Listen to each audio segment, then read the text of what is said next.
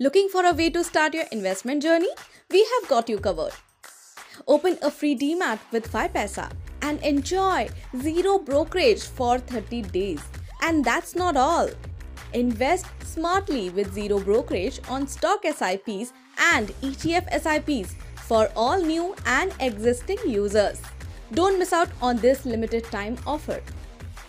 Hi everyone, I am Shilpa Das और आप सभी का 5paisa चैनल पर एक बार फिर से स्वागत है। आज के इस वीडियो में हम बात करने वाले हैं टॉप डिविडेंड पेइंग स्टॉक्स के बारे में। डिविडेंड पेइंग स्टॉक्स वो होते हैं जो अपने प्रॉफिट्स का एक हिस्सा शेयर होल्डर्स को रेगुलर बेसिस पे डिस्ट्रीब्यूट करते हैं, जो उन इन्वेस्टर्स के लिए बेस्ट होते हैं जो कंसिस्टेंट कैश फ्लो चाहते हैं। जिन कंपनीज का डिविडेंड यील्ड ज्यादा होता है वो स्ट्रॉन्ग कैश फ्लो और प्रॉफिटेबिलिटी वाली होती हैं और dividend income long term investors और रिटायरीज के लिए एक अच्छा पैसिव इनकम सोर्स बन सकता है। तो चलिए शुरू करते हैं। सबसे पहला स्टॉक है भारत पेट्रोलियम कॉर्पोरेशन लिमिटेड यानी कि BPCL। ये एक गवर्नमेंट ओन ऑयल रिफाइनिंग और मार्केटिंग कंपनी है जो क्रूड ऑयल रिफाइन करके पेट्रोल, डीजल, LPG और एविएशन फ्यूल सप्लाई करती है। कंपनी का स्ट्रॉन्ग रिटेल नेटवर्क है जिसमें पेट्रोल पंप्स और गैस डिस्ट्रीब्यूशन इंक्लूडेड है। BPCL रिफाइनिंग, पाइपलाइन, ट्रांसपोर्टेशन और फ्यूल मार्केटिंग में एक की प्लेयर है जो एनर्जी सेक्टर का इंटीग्रल पार्ट है। देखते हैं इनके फाइनेंशियल्स। मार्केट कैप है 1,20,870.76 करोड़ रुपीस, 52 वीक हाई है 376.00, 52 वीक लो है 234.01 रुपीस, TTM EPS है 31.66, TTM PE है 8.82,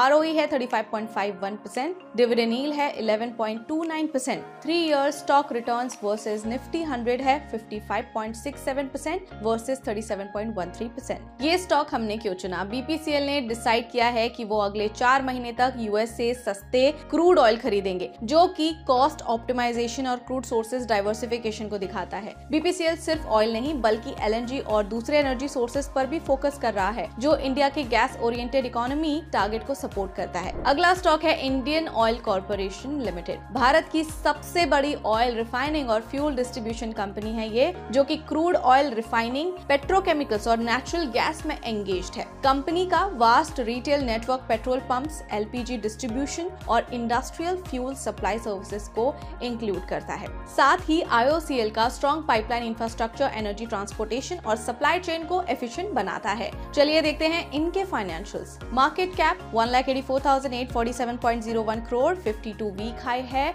185.97 रुपीस, 52 वीक लो है 110.72, TTM EPS है 7.52, TTM PE है 17.42, ROE है 25.75%, डिविडेंड यील्ड है 9.16%, 3 year stock returns versus Nifty 100 68.78% versus 37.13%। इस स्टॉक को इस बेसिस पे सिलेक्ट किया है कि IOCL ने US में शेल एसेट्स एक्वायर किए, जो कि ग्लोबल डाइवर्सिफिकेशन को दिखाता है। कंपनी रिफाइनिंग और मार्केटिंग ऑपरेशंस को बढ़ा रही है, जो इंडिया के बढ़ते एनर्जी डिमांड को पूरा करने के लिए जरूरी है। बढ़ते हैं अगले स्टॉक की तरफ, जो है नेशनल मिनरल डेवलपमेंट कॉर्पोरेशन यानी कि NMDC। ये एक PSU माइनिंग कंपनी है और भारत की सबसे बड़ी आयरन ओर प्रोड्यूसर है। स्टील इंडस्ट्री NMDC का प्राइमरी कस्टमर बेस है, जहां आयरन ओर की डिमांड इंफ्रास्ट्रक्चर और कंस्ट्रक्शन से लिंक्ड है। कंपनी के पास लार्ज स्केल माइनिंग ऑपरेशंस हैं और ये एक लो कॉस्ट प्रोड्यूसर भी है। देखते हैं इनके financials. Market cap 60,004.15 crore rupees, 52 week high 95.45 rupees, 52 week low 59.70 rupees, TTM EPS 7.37, TTM PE 9.25,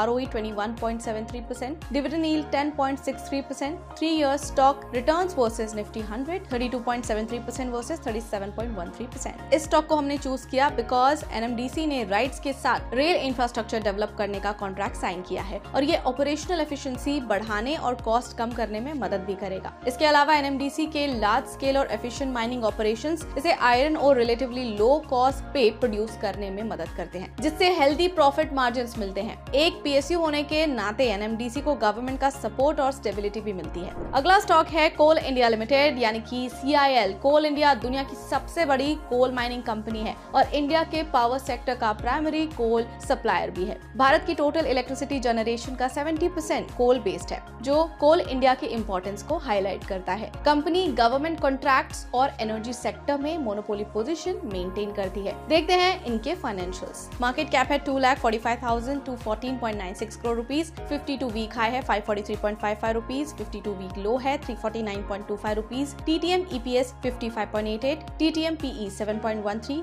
ROE 45.21%, dividend yield 6.40%, 3-year stock returns versus Nifty 100 118.16% versus 37.13%। इस स्टॉक को चुनने की वजह है कि कोल इंडिया भारत में कोल सप्लाई का सबसे बड़ा शेयर रखती है और पावर और इंडस्ट्रियल यूज में इंपॉर्टेंट रोल प्ले करती है। कोल इंडिया अब रेन्यूएबल एनर्जी और नए सेक्टर्स में एक्सपांशन की सोच रही है, जो कि फ्यूचर एनर्जी ट्रांजिशन के लिए जरूरी होगा, और स्टेट ओन्ड होने की वजह से कोल इंडिया को गवर्नमेंट से डायरेक्ट सपोर्ट मिलता है। अगला स्टॉक है rail India technical and economic services limited, यानी कि राइट्स। एक PSU कंसल्टेंसी फर्म है ये, जो कि इंडियन रेलवेज, मेट्रो प्रोजेक्ट्स और हाईवेज के लिए इंजीनियरिंग और प्रोजेक्ट मैनेजमेंट सर्विसेज प्रोवाइड करती है। कंपनी इंडिया के अलावा इंटरनेशनल मार्केट्स में भी एक्टिव है, जैसे कि रेलवे इलेक्ट्रिफिकेशन और अर्बन ट्रांसपोर्ट प्रोजेक्ट्स। इनके स्ट्रॉन्ग फाइनेंशियल्स भी हैं और ये asset light business model follow करती है। देखते हैं इनके financials. Market cap 11,894.94 crore rupees, 52 week high 398.45, 52 week low 192.40, TTM EPS 7.87, TTM PE 31.37, ROE 17.45%, dividend yield 7.29%, 3-year stock returns versus Nifty Mid Cap 100 92.92% versus 76.91। इस स्टॉक को चुनने की वजह है कि इन्होंने NMDC और DMRC के साथ रेल कनेक्टिविटी और मेट्रो प्रोजेक्ट्स के लिए MOU साइन किए हैं। इंफ्रास्ट्रक्चर डेवलपमेंट में बड़ा रोल दिखाया है। कंपनी का रेवेन्यू और प्रॉफिट सॉलिड ग्रोथ दिखाते हैं, जो इन्वेस्टर्स के लिए पॉजिटिव साइन है। और राइट्स ट्रांसपोर्ट के अलावा ग्रीन एनर्जी और स्मार्ट सिटी प्रोजेक्ट्स में भी अपनी जगह बना रहा है। तो ये थे टॉप डिविडेंड पेइंग स्टॉक्स जो लॉन्ग टर्म में अच्छे रिटर्न्स दे सकते हैं, लेकिन ये लिस्ट सिर्फ एजुकेशनल पर्पस के लिए है। इन्वेस्टमेंट डिसीजन लेने से पहले अपना रिस्क एपेटाइट और ऑब्जेक्टिव जरूर ध्यान में रखें। और अगर आपको ये वीडियो पसंद आया है तो लाइक, शेयर और हमारे चैनल को सब्सक्राइब करना बिल्कुल ना भूलें। साथ ही ऐसे और इंसाइटफुल वीडियोस के लिए कीप फॉलोइंग 5 पैसा।